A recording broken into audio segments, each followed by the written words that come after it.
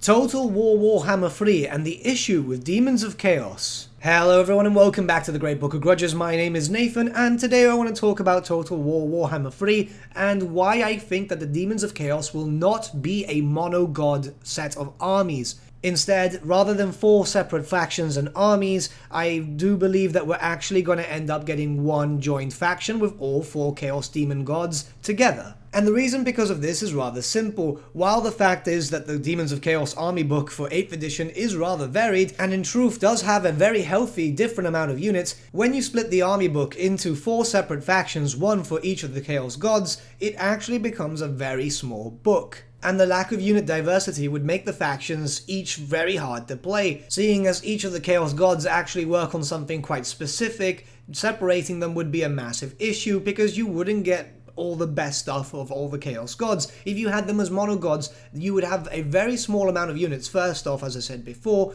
meaning that your armies would pretty much always look the same, but they would also be rather weak against higher tier units, especially around the endgame. Think about it this way.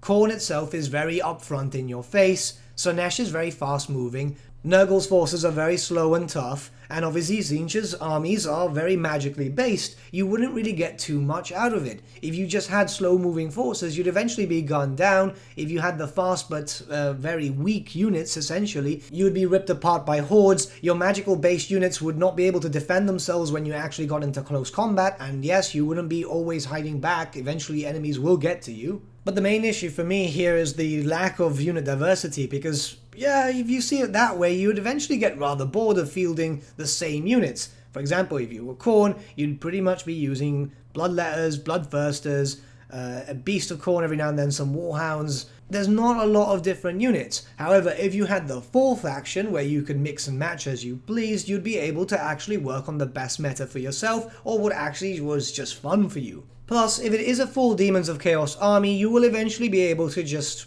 basically do your own monogod themes if you want to. You're not restricted. On another matter that actually does fit into this theme is that they will eventually do DLC for these factions, especially for the Demons of Chaos, because if we end up with monogod themed factions, we're going to end up with already stripped down lists as it is, and there's not a lot of different units to diversify to actually justify a full faction, unless they make some up or go into very, very old editions. And no race that's actually been released as a core race, so one of the main 4 that gets released with a new game, has ever been fully complete, seeing as the fact that they always release some units with new lords and heroes per DLC cycle.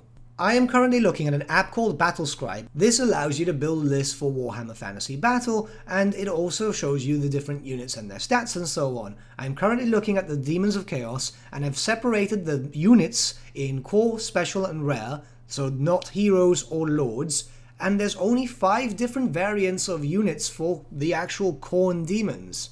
I've not looked at the others just yet, but more or less it would be the same, which is a bit of an issue. This is obviously not counting any undivided demons, such as the Chaos Furies, the Soul Grinder, and so on, but it's already there.